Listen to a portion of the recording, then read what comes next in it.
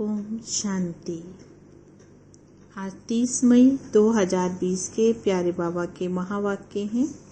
बाबा समझा रहे हैं, मीठे बच्चे ज्ञान की पॉइंट्स को स्मृति में रखो तो खुशी रहेगी। ज्ञान की पॉइंट्स को स्मृति में रखो तो खुशी रहेगी। तुम अभी स्वर्ग के गेट पर खड़े हो। बाबा मुक्ति जीवन मुक्ति की राह दिखा रहे हैं। बाबा हमें क्या कर रहे हैं? अभी बाबा ने कहा तुम स्वर्ग के गेट पर खड़े हैं। बाबा मुक्ति जीवन मुक्ति की राह दिखा रहे हैं।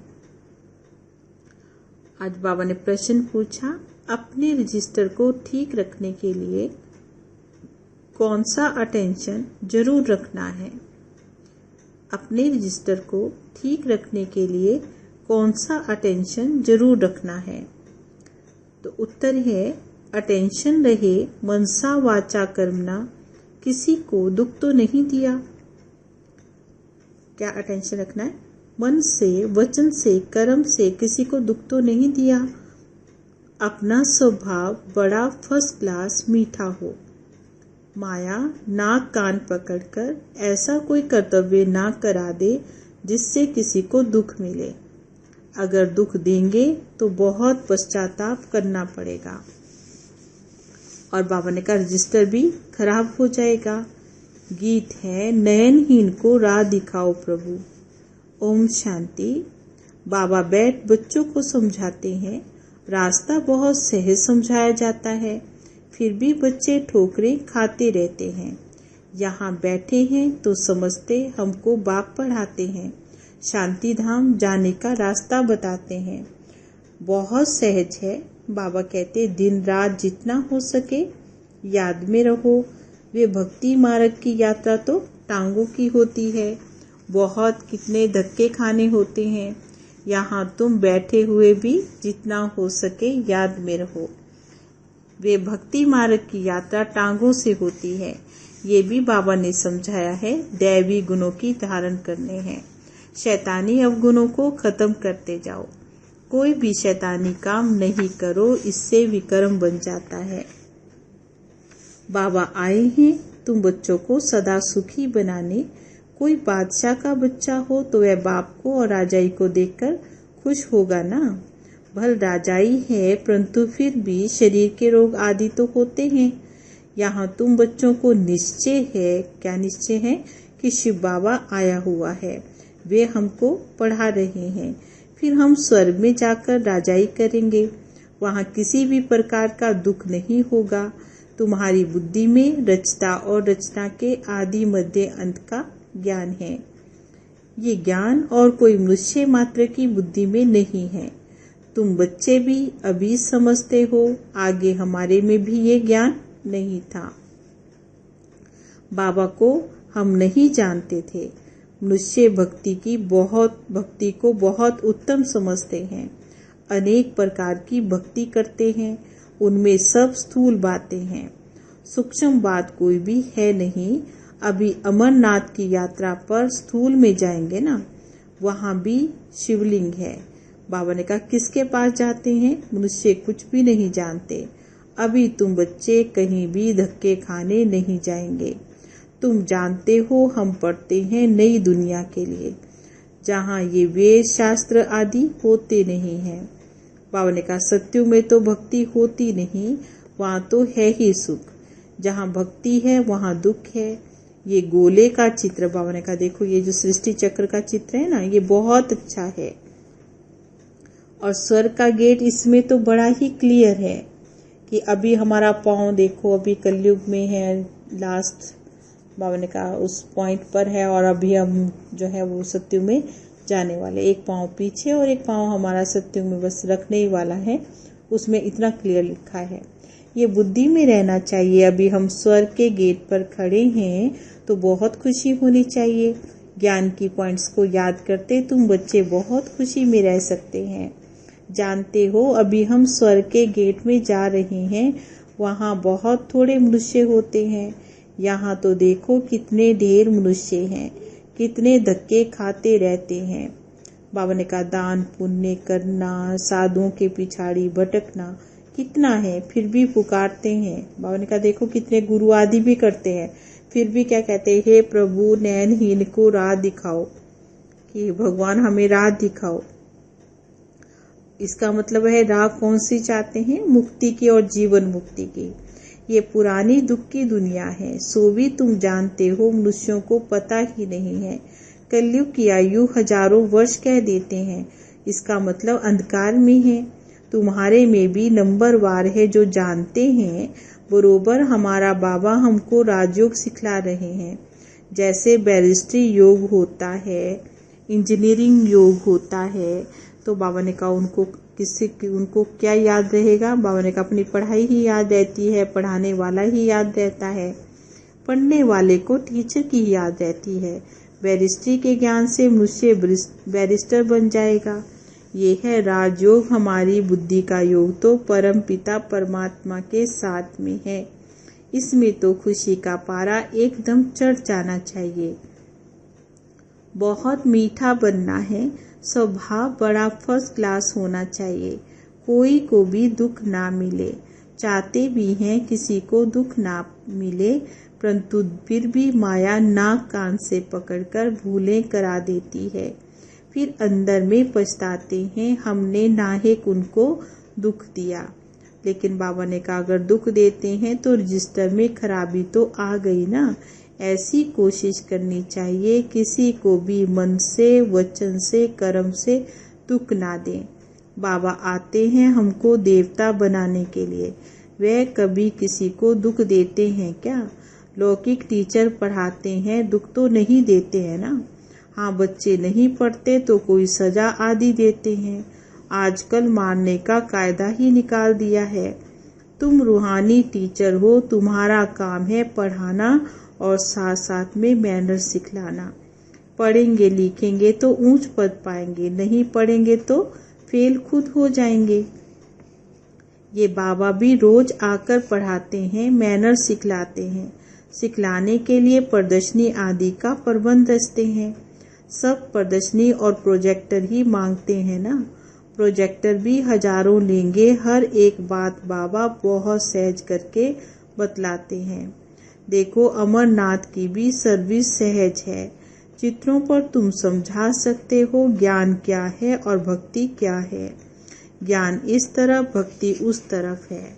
उनसे स्वर्ग, उनसे बाबा ने कहा नरक। कितना क्लियर है कि बाबा ने कहा देखो भक्ति से तो द्वापर युग से हम नीचे उतरते आए ना, भक्ति भी की तो नीचे उतरते आए। लेकिन बाबा ने कहा अंत में ज्ञान मिला तो सीधा कहाँ जाएंगे, सत्युग में जाएंगे।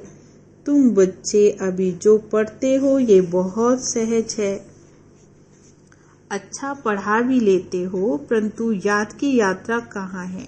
ये है सारी बुद्धि की बात।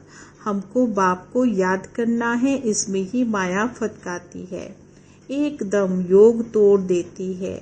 बाबा कहते तुम सब योग में बहुत कमजोर हो, तो इसका मतलब है अभी हमें क्या करना चाहिए, अपना बुद्धि का योग अच्छे से बाबा से जोड़ना चाहिए, सारा दिन योग में रहना चाहिए। अच्छे अच्छे महारथी भी बहुत कमजोर हैं, समझते हैं इनमें ये ज्ञान बड़ा अच्छा है, इसलिए महारथी हैं। बाबा कहते हैं यहाँ घोड़े सवार भी हैं, प्यादे भी हैं। बाबा ने कहा कोई पुरुषार्थ पर अटेंशन देते, कोई तो देते ही नहीं। तो बाबा ने कहा महारथी वे हैं जो याद में रहते हैं। उठते बैठते याद में रहें तो विकर्म विनाश हो, पावन हो जाएंगे, नहीं तो सजा खानी पड़ेगी और पद भी भ्रष्ट हो जाएगा। इसलिए अपना चार्ट रखो तो तुमको मालूम पड़ेगा। क्या मालूम पड़ेगा कि हम कितना पुरुषार्थ कर रहे हैं। बाबा खुद बतलाते मैं भी पुरुषार्थ करता हूँ। घड़ी घड़ी बुद्धि और तरफ चली जाती है, बाबा के ऊपर तो बहुत फिक्र रहती है। तुम बाबा ने कहा तीखे जा सकते हो, फिर साथ में अपनी चलन को भी सुधारना है। पवित्र बनकर फिर विकारों में गिरा तो सारी कमाई चट हो जाएगी। कोई पर बाबा ने कहा क्रोध किया, लून पानी हुए तो गोया असुर बन जाते हैं। अनेक प्रकार की माया आती है, संपूर्ण तो कोई बना नहीं है। बाबा पुरुषार्थ कराते रहते हैं। कुमारियों के लिए तो बाबा ने कहा बहुत सहज है। इसमें बस अंदर से मजबूती चाहिए और अंदर की सच्चाई चाहिए। अगर अंदर कोई के साथ दिल लगा हुआ होगा तो चल नहीं सकेंगे। कुमारियां माताओं को तो भारत को स्वर्ग बनाने की सर्विस में लग जाना चाहिए, लेकिन बाबा ने कहा इसमें बहुत मेहनत है। अगर मेहनत के बगैर तो कुछ भी नहीं मिलता है। तुमको 21 जन्म के लिए राजाई मिलती है तो कितनी मेहनत करनी चाहिए। वो पढ़ाई भी बाबा इसलिए पढ़ने देते हैं, कहते हैं जब तक इसमें पक्के ना हो जाए, नहीं तो बाबा ने कहा ये दो किसी जहान के नहीं रहेंगे, ना इस तरफ के ना उस तरफ के, ना ज्ञान में चल सके और ना बाबा ने कहा दुनिया में जा सके। फिर तो क्या हो जाएगा, दोनों जहां से चले जाएंगे। कोई के नाम रूप में लटक मरते तो खत्म हो जाते हैं। तकदीरवान बच्चे ही शरीर का भान भूल अपने को अशरीरी समझ बाबा को याद करने का पुरुषार्थ कर सकते हैं। बाबा रोज रोज समझाते, बच्चे तुम शरीर का भान छोड़ दो, हम अशरीरी आत्मा अब घर जाते हैं। ये शरीर तो यहाँ ही छोड़ देना है। वो तब छोड़ेंगे जब निरंतर बाबा की याद में रहकर कर्मातीत हो जाएंगे। इसमें बुद्धि की बात है, परंतु किसी की तकदीर में नहीं है तो तदबीर क्या करेंगे। बुद्धि में ये रहना चाहिए, हम अशरीरी आए थे, फिर सुख के कर्म संबंध में बंधे। बाबा ने कहा कैसे याद रखना, बुद्धि में कैसे याद रहे, हम कैसे आए थे परम धाम से। बाबा ने कहा आत्मा ज्योति बिंदु अशरीरी आए, फिर हम सत्युग में आए अर्थात सुख के कर्म संबंध में आए, फिर बाबा ने कहा द्वापर युग में आए और फिर रावण राज्य में विकारी बंधनों में फंस गए। अब बाबा ने कहा बिल्कुल हम एंड पे हैं। अब बाबा कहते अशरीरी होकर फिर वापस जाना है। अपने को आत्मा समझ मुझे याद करो, आत्मा ही पतित बनी है। आत्मा कहती है पतित पावन आओ। अभी तुमको पतित से पावन होने की युक्ति भी बाबा बतलाते रहते हैं। आत्मा तो है ही अविनाशी। तुम आत्मा यहाँ शरीर में पाठ बजाने के लिए आई हैं, ये भी अब आपने समझाया है। जिनको कल पहले समझाया वही आते रहेंगे। अब बाप कहते कलयुगी संबंध को भूल जाओ, अब तो वापिस जाना है। ये दुनिया ही खत्म होनी है, इसमें अभी कोई सार नहीं, तब तो धक्के खाते रहते हैं। कितनी भक्ति करते हैं भगवान से मिलने के लिए, समझते भक्ति बड़ी अच्छी है। बहुत भक्ति करेंगे तो भगवान मिलेगा और हम सदगति में चले जाएंगे। अब तुम्हारी भक्ति पूरी होती है। बाबा ने कहा तुम्हारे मुख से हे राम हे भगवान ये भक्ति के अक्षर भी नहीं निकलने चाहिए, ये भी अब बंद हो जाने चाहिए, क्योंकि बाबा ने कहा बहुत पुकारा है और ये भी एक दुख का ही शब्द है, हे राम कहना। या क्योंकि बाबा ने कहा दुख होता तो भी ऐसे निकलता है, टेंशन में हो तो भी ये निकलेगा, तो इसलिए बाबा ने कहा ये बंद हो जाना चाहिए। बाबा सिर्फ कहते मुझे याद करो, ये दुनिया ही तमो प्रधान है, सतो प्रधान तो सत्युग में रहेंगे। बाबा ने कहा सत्युग में तो क्या है, चढ़ती कला बाबा ने कहा, और अभी है उतरती कला। अभी फिर से चढ़ रहे हैं बाबा ने कहा, अब फिर से संगम ऊपर हमारी चढ़ती कला होती है। त्रेता को वास्तव में स्वर्ग नहीं कहेंगे, स्वर्ग सिर्फ सत्युग को कहा जाता है। तुम बच्चों की बुद्धि में आदि मध्य अंत का ज्ञान है। आदि अर्थात शुरू, मध्य हाफ, फिर अंत। बाबा ने कहा सत्युग है, सत्युग त्रेता को आदि कहेंगे। मध्य बाबा ने कहा द्वापर से शुरू हो जाता है, फिर कलयुग में बाबा ने कहा बिल्कुल अंत, और संगम जो है बाबा ने कहा हम बच्चों का पुरुषार्थ करने का पूरा बाबा ने कहा समय है। मध्य में रावण राज्य शुरू होता है, बाबा भारत में आते हैं, भारत ही पतित भारत ही पावन बनता है। 84 जन्म भी भारतवासी लेते हैं, बाकी तो नंबरवार धर्म वाले आते हैं, झाड़ वृद्धि को पाता है, फिर उस समय ही आएंगे। ये बातें और किसी की बुद्धि में नहीं होंगी, तुम्हारे में भी सब धारण नहीं कर सकते हैं। ये 84 का चक्र बुद्धि में रहे तो खुशी में रहे। अब बाबा आया हुआ है हमको ले जाने के लिए, सच्चा सच्चा माशूक आया हुआ है, जिसको हम भक्ति में ये बहुत याद करते थे। वे आए हैं हम आत्माओं को वापस ले जाने के लिए। मनुष्य मात्र ये नहीं जानते शांति किसको कहते हैं। अब बाबा ने कहा आत्मा तो है ही शांत स्वरूप। ये ऑर्गन्स मिलते हैं तब कर्म करते हैं। बाबा जो शांति का सागर है वे हम सब को ले जाते हैं, तब सबको शांति मिलेगी। सत्युग में तुमको शांति भी है, सुख भी है। बाकी सब आत्माएं चली जाएंगी शांति धाम। बाबा को शांति का सागर कहा जाता है।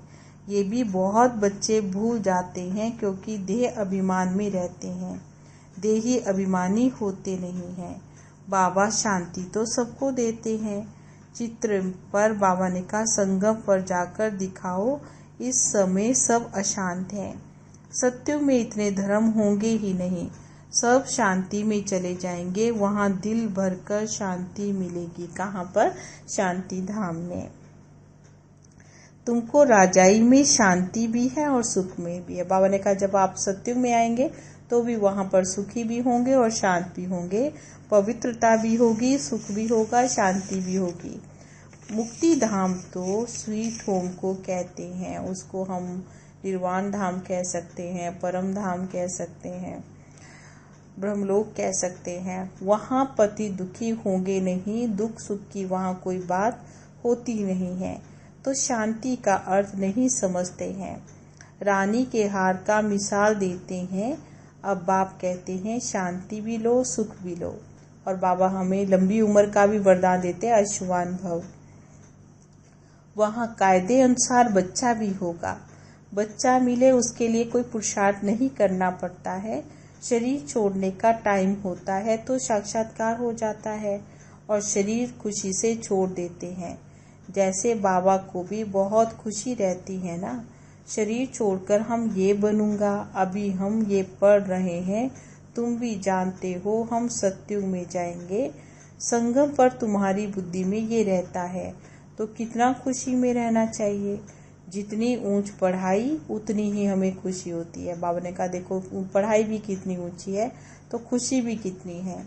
हमको भगवान पढ़ाते हैं, एम ऑब्जेक्ट सामने है तो कितनी खुशी होनी चाहिए, परंतु चलते चलते बच्चे गिर पड़ते हैं। तुम्हारी सर्विस वृद्धि को तब पाएगी जब कुमारियां मैदान में आएगी। बाबा हमेशा कुमारियों को सेवा में लगने के लिए कहते हैं, समर्पित होने के लिए कहते हैं।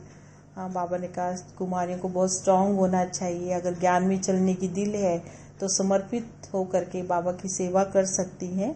तो बाबा कहते उससे सर्विस में वृद्धि को पाएगी। बाबा कहते आपस में एक तो लून पानी मत बनो, जबकि जानते हो हम ऐसी दुनिया में जाते हैं जहाँ शेर बकरी इकट्ठे जल पीते हैं। वहाँ तो हर एक चीज देखने से दिल खुश हो जाती है, क्योंकि नाम ही है स्वर्ग। तो कुमारियां लौकिक माँ बाप को बोले। बाबा ने क्या कहा कि कुमारियों को क्या करना चाहिए, अपने माता पिता को बोलना चाहिए कि अब हम वहां जाने की तैयारी कर रहे हैं। कहाँ पर? सत्युग में जाने के लिए तैयारी कर रहे हैं। तो पवित्र तो जरूर बनना है। बाबा कहते काम महाशत्रु है।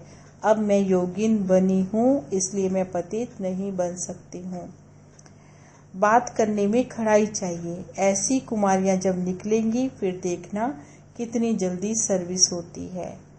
परंतु चाहिए तो नष्टो मोहा, एक बार मर गए तो फिर याद क्यों आनी चाहिए। बाबा ने कहा बस एक बार दुनिया से बाबा ने कहा मर चुके हैं। और बाबा ने कहा बुद्धि में वैराग्य आ गया तो फिर बाबा ने कहा किसी की भी याद नहीं आनी चाहिए।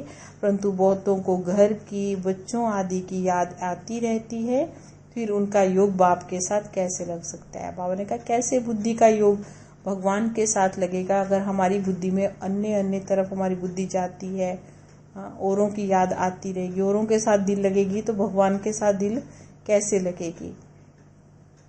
इसमें तो यही बुद्धि में रहे हम बाबा के हैं। ये पुरानी दुनिया खत्म हुई पड़ी है। बाबा कहते मुझे अब याद करो। अच्छा मीठे मीठे सिकिलदे बच्चों प्रति माता पिता बाप दादा का याद प्यार और गुड मॉर्निंग। रूहानी बाप की रूहानी बच्चों को नमस्ते। हम रूहानी बच्चों की रूहानी बाबा को नमस्ते नमस्ते, गुड मॉर्निंग बाबा। और आज धारणा के लिए मुख्य पॉइंट्स हैं। बाबा हम बच्चों को आज सारे दिन में जो हमें चिंतन करना है, जो हमें प्रैक्टिस करनी है, उसके लिए बाबा हम बच्चों को ये पॉइंट्स बता रहे हैं। तो मुख्य पॉइंट्स हैं, अपनी ऊंची तकदीर बनाने के लिए जितना हो सके अशरीरी बनने का अभ्यास करना है। अपनी ऊंची तकदीर बनाने के लिए जितना हो सके अशरीरी बनने का अभ्यास करना है। शरीर का भान बिल्कुल भूल जाए, किसी का भी नाम रूप याद ना आए। बाबा ने कहा किसी को भी हमें याद नहीं करना है, ना किसी का नाम याद आए, ना किसी का रूप याद आए, ना बाबा ने कहा कुछ भी हमें याद नहीं आना चाहिए, ना व्यक्ति, ना वैभव, ना भी कोई संबंधों में। बाबा ने कहा बुद्धि हमारी जानी चाहिए, यही मेहनत करनी है। दूसरा बाबा ने कहा अपनी चलन का चार्ट रखना है। कोई भी हमारी आसुरी चलन तो हम नहीं चलते हैं। दिल की सच्चाई से नष्टो मोहा बन भारत को स्वर्ग बनाने की सर्विस में लग जाना है। भारत को स्वर्ग बनाने की सेवा में लग जाना है। और आज का वरदान है, अपनी महानता और महिमा को जानने वाले, अपनी महानता और महिमा को जानने वाले सर्व आत्माओं में श्रेष्ठ, विश्व के द्वारा पूजनीय भव। हर एक ब्राह्मण बच्चा वर्तमान समय विश्व की सर्व आत्माओं में श्रेष्ठ है और भविष्य में विश्व के द्वारा पूजनीय है। बाबा ने कहा अभी क्या है, सब आत्माओं में श्रेष्ठ है और भविष्य में क्या बनने वाला है। बाबा ने कहा विश्व के द्वारा पूजनीय है। नंबर वार होते हुए भी लास्ट नंबर का मन का भी विश्व के आगे महान है। क्योंकि बाबा ने कहा देखो, लास्ट का मन का और फर्स्ट नंबर का मन का जब दोनों जुड़ते हैं तो ही माला बनती है। तो इसलिए बाबा की नजर में चाहे वो पहले नंबर की आत्मा है, चाहे वो लास्ट नंबर की आत्मा है, दोनों बाबा के लिए एक जैसी हैं। दोनों का बाबा जो इम्पोर्टेंस है बाबा के लिए दोनों की एक जैसी है। क्योंकि अब तक भक्त आत्माएं लास्ट नंबर के मनकों को भी आंखों पे रखती हैं, क्योंकि सभी बच्चे बाप दादा के नैनों के तारे हैं, नूरे रतन है। जिसने एक बार मन से सच्चे दिल से अपने को बाबा का बच्चा निश्चय किया, डायरेक्ट बाप का बच्चा बना, उसे महान व पूज्य बनने की लॉटरी व वरदान मिल जाता है। क्या समझाया बाबा ने? जिसने सच्चे दिल से अपने को बाबा का बच्चा मान लिया, निश्चय कर लिया, डायरेक्ट बाप का बच्चा बन गया, उसे महान और पूजनीय बनने की लॉटरी व वरदान स्वतः ही मिल जाता है। स्लोगन है, स्थिति सदा खजानों से संपन्न और संतुष्ट रहे तो परिस्थितियां बदल जाएंगी। स्थिति सदा खजानों से, बाबा ने हमको ज्ञान का खजाना दिया है, शक्तियों का खजाना दिया है, खुशी का खजाना दिया है। तो बाबा ने कहा स्थिति जब सदा खजानों से, इन खजानों से संपन्न रहती है और संतुष्ट रहेंगे तो क्या होगा, जो परिस्थितियां हैं जो वर्तमान में चल रही हैं, बाबा ने कहा वो सब बदल जाएगी। ओम शांति।